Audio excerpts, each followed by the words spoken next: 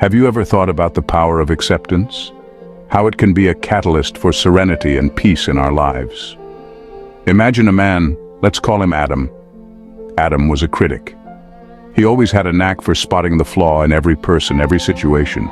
He had a keen eye for imperfection, and he was always eager to point it out.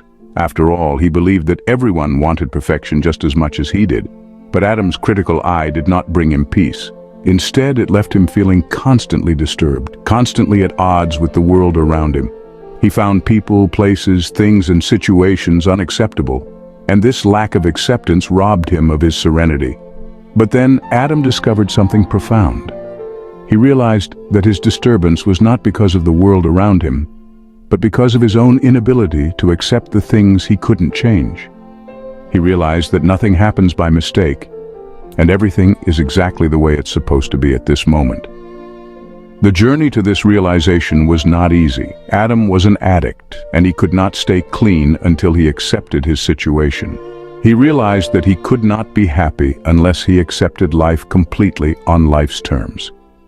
Adam learned to focus less on what needed to change in the world and more on what needed to change in him and his attitudes. He learned that there is a bit of good in the worst of us and a bit of bad in the best of us. He learned that each of us has a right to be here. Adam learned that when he complained about himself or others, he was, in essence, complaining about his higher power's handiwork. This realization was a turning point for him. Adam's journey to acceptance and peace was not a swift one, but it was a transformative one. He learned to embrace the world as it is, not as he wished it to be. He learned to find serenity in accepting the things he couldn't change, and to find peace in the present moment. So, what can we take away from Adam's journey? It's the understanding that acceptance is not about resignation or complacency. It's about acknowledging reality as it is, and finding peace in that acceptance. It's about realizing that everything, absolutely everything, happens for a reason and is exactly the way it's supposed to be at this moment.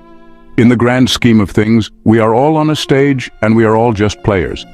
But it's not our job to be the chief critic. It's our job to live, to accept, and to find peace in our acceptance and live and let live. Remember, acceptance is the answer to all our problems today. It's the key to serenity, the key to peace. It's about changing not the world, but our attitudes towards it. So embrace acceptance, embrace the present moment, and find your serenity. And to find the courage to only change the things we can.